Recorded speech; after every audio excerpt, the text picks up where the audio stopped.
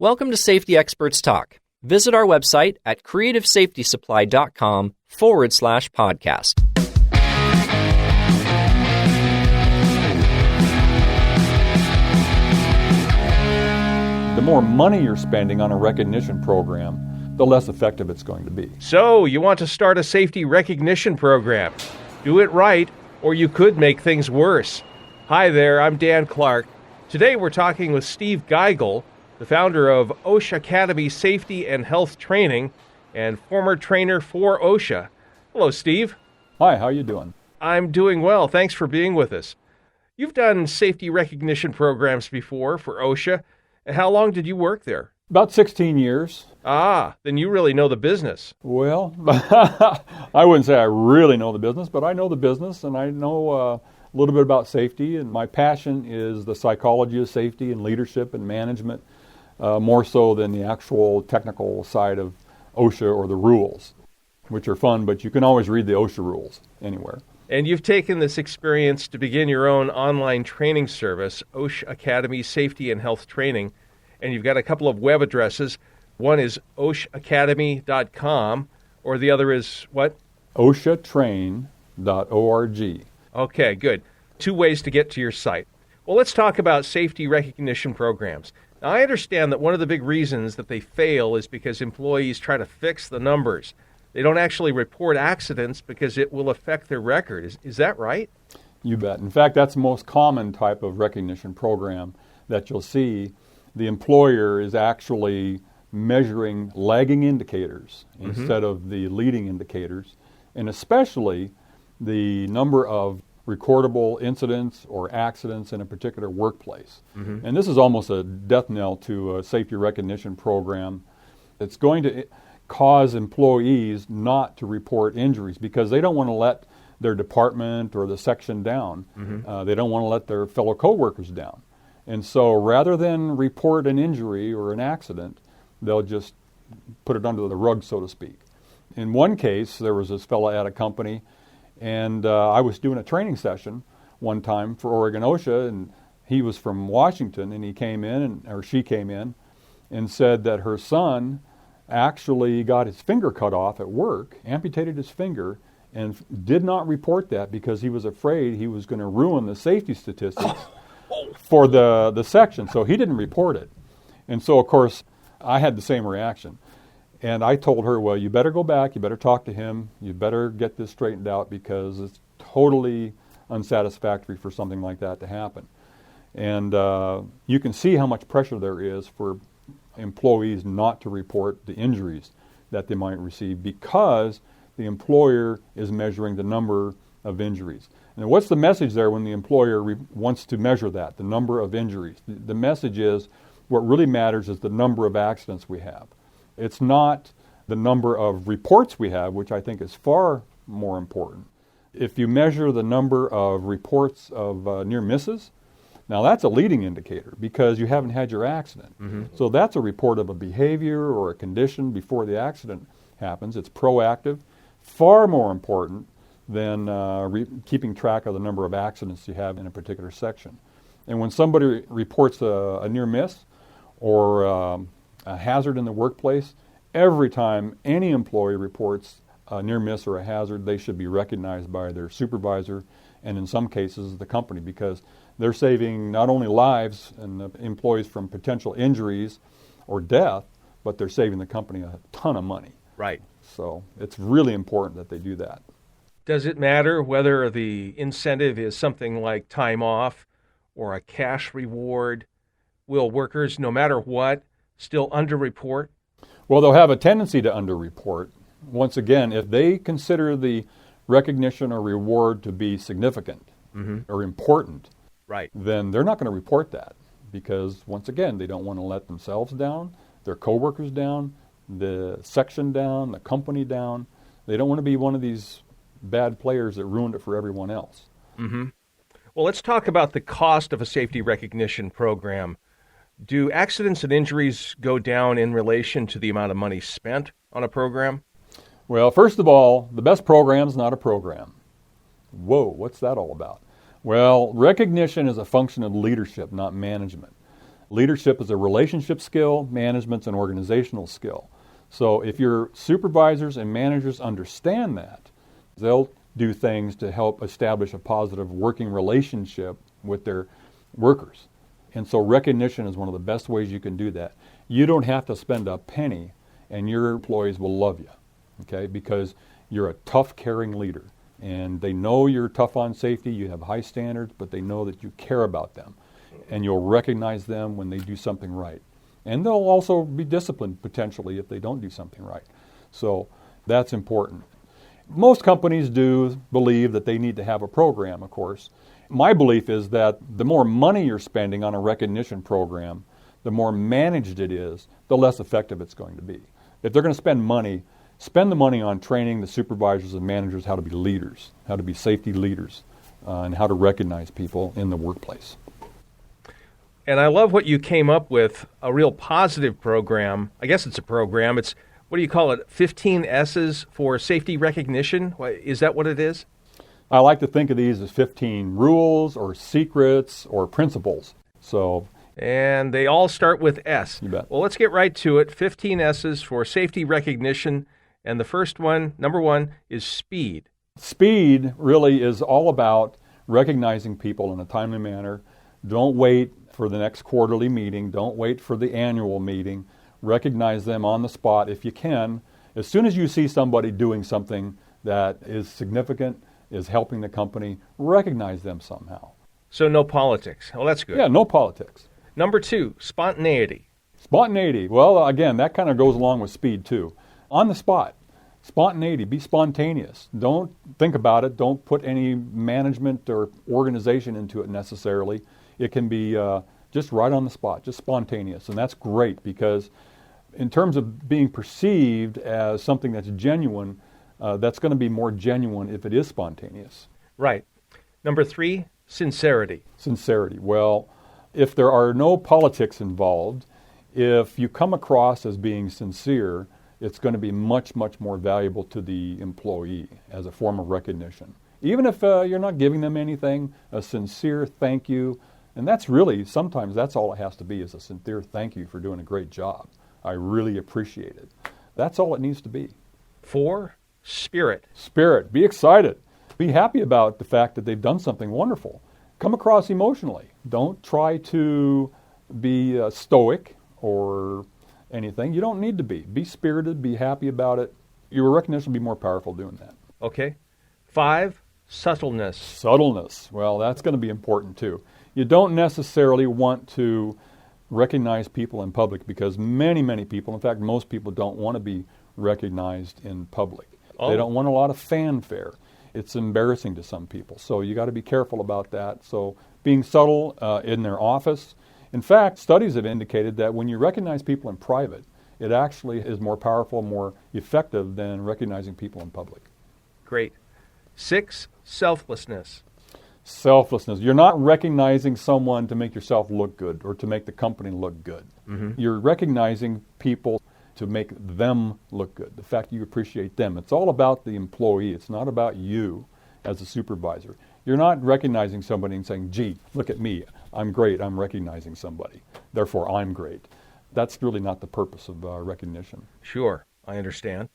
7 is sureness. Is that a word? Sure. Well, I looked it up. It's a word.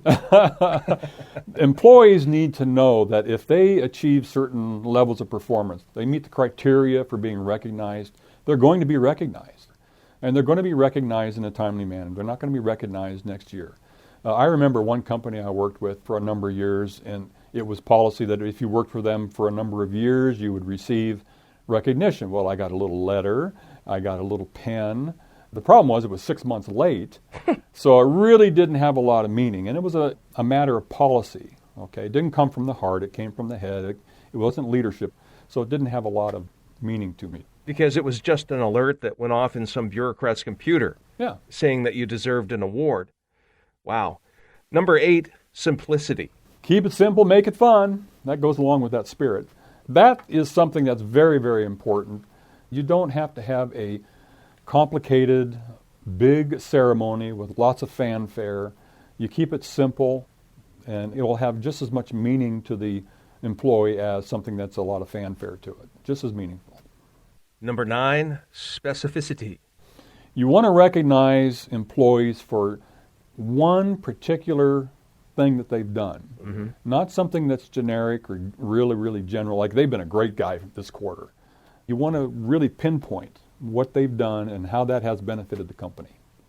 Oh, that's good. Well, number 10 is confusing to me. Singleness. Singleness. You want to recognize single individuals. And if you have a lot of people in a group, you want to recognize each and every one of those individuals with a handshake, with what they particularly did as an individual. You don't say, this team was wonderful, the team is great, because that kind of dilutes the effectiveness of the recognition for each of the people. Defeats the purpose of it. Yeah, really pinpoint that. Point to a certain person when you're recognizing them. And more on the 15 S's of a good safety recognition program. Number 11, standards. Standards. Well, once again, recognition should be criterion-based. It should not be based upon being first, best, most improved, or being lucky. These are the death knell to recognition programs. And once again, most recognition programs are based upon that. You don't want employee of the month. You don't want employee of the quarter. You don't want employee of the year, because that creates one winner and many losers. And of course, all those losers really don't appreciate that very much. Right. So you want to have a recognition program that recognizes and rewards everyone who has achieved a certain level of performance, safety performance. And we're not talking about not having an accident. But we're talking about maybe reporting injuries and working safely and all that. The leading indicators again. Okay. Not having an accident is not necessarily a sign of being safe. That's right. It's a sign of being lucky. Yeah, in many cases. Severity is a function of luck when you do have an accident. Number 12, significant. Okay, that significant is very important, because it's not the person who is doing the recognition that determines what is significant and what is not significant. It is the person receiving the recognition. Oh. So it can be a pen, might be significant to one person and just worthless to another person like me. What works for me is food. Pizza is great. Oh, that's great recognition. So, but it's really up to the person to determine what is perceived as being a significant recognition, not the person giving the recognition. That's really important. So you really have to get to know your employees. You have to know them to be able to know what's important to them. Absolutely. Number 13, selection. Selection. And this kind of goes along, okay, with the previous one. If you're giving tangible rewards, then you want to give them the ability to choose from a number of rewards. Some people might choose a gift certificate to a restaurant. It might be money. It might be a mug. But give them a selection so that they can choose, because they're automatically going to choose the gift or the reward that is most valuable to them. Chocolate. Chocolate. That works for me. That's not on here because it doesn't start with S. Number 14 is stability. Stability means you don't want to change the rules of the game all the time. It's very important. And once again, when you get into politics, that happens. Some places will have rules of the game where it has to be boy, girl, boy, girl. You can recognize a boy this time, but it has to be a girl next time. This department in January can't be the same department twice in a row. Whatever you do, whatever kind of rules you have or policies you have in your recognition program, you don't want to change them very often. Right. Annually, you might change the rules just a little bit, change the criteria just a little bit. But you want it to be stable so that employees are sure they know what the criteria is and that they're going to get the rewards once they achieve that criteria. So it has credibility. Absolutely. And the last one is 15, sensibility. You have to be sensitive to the wishes of the person receiving the recognition. I had a lady in class, and she told me that she did a great job as a safety committee chairperson. At the end of the year, they recognized her and with a reward and big fanfare and a public ceremony. And she said she'll never be on a safety committee again because she was absolutely horrified at being recognized in public. You really need to ask the person, is it okay if we recognize you in public, or would you rather be recognized in private? And almost invariably they'll say, recognize me in private. I don't want or I don't need public recognition like that. Well, yeah, it appeals to some people's vanity, but others, no. Absolutely. Now, that's the end of 15 S's. But you have a 16 here. What is the 16? Shake hands. Starts with the letter S. Shake hands. Make sure that you're shaking the hand of the person because it uses another sense. Oh. You've got sound, you've got sight, but then you want touch also. Mm-hmm. All of these, you want to use as many, and of course, I like food, like I say, so that works for me too. Use as many senses as you can because, again, the recognition will be more powerful. When you shake the person's hand, a good firm handshake, it's just reinforcing the message that you really appreciate what they're doing, what they've done. All right. Well, that's 15 plus 1, 16 S's on safety recognition programs. Well, Steve, look at this. We're almost out of time. Do you have any final advice for a first-time safety manager trying to start a safety recognition program? Well, they should take OSHAcademy course 700 or 712 on supervision, and that'll give them some more information on recognition programs and how to start one. The first thing I think of when you ask that question is you start with yourself as a safety manager, start recognizing people using the 16 different principles I have there, or rules, and then teach others how to do that on the operational side of the company. Teach supervisors and managers because it's even more important for them to be doing the recognition. If the only person recognizing for safety is the safety manager, the safety management system's flawed because it should be the supervisors and managers. Teach them how to do that. Within a certain period of time, you'll have a great program going. And that's going to affect every other program you have in your safety management system and your corporate management system also. It's infectious. Absolutely. And so you have safety recognition training on your website? Well, most of our courses deal with general industry.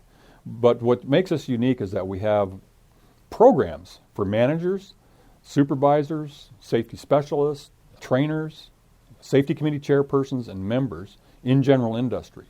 To achieve these certificates, you have to take a certain number of courses. For instance, our safety professional course is 132 hours, and you have to take 25 courses to get that certificate. So many students go for that certificate because it really helps them in their career advancement. Wow, this is really great, Steve. And the training is free. You bet. And there's a fee if you want the credential that goes with it. Yeah. And what are the web addresses again? It's OSHAtrain.org or OSHAcademy.com. And like you mentioned earlier, it's try before you buy. Try before you buy. Well, thanks, Steve, for being our guest today. You bet. Today we've been talking with Steve Geigle, the founder of OSHAcademy Safety and Health Training and former trainer for OSHA Oregon. I'm Dan Clark. Thank you for joining us on Safety Experts Talk.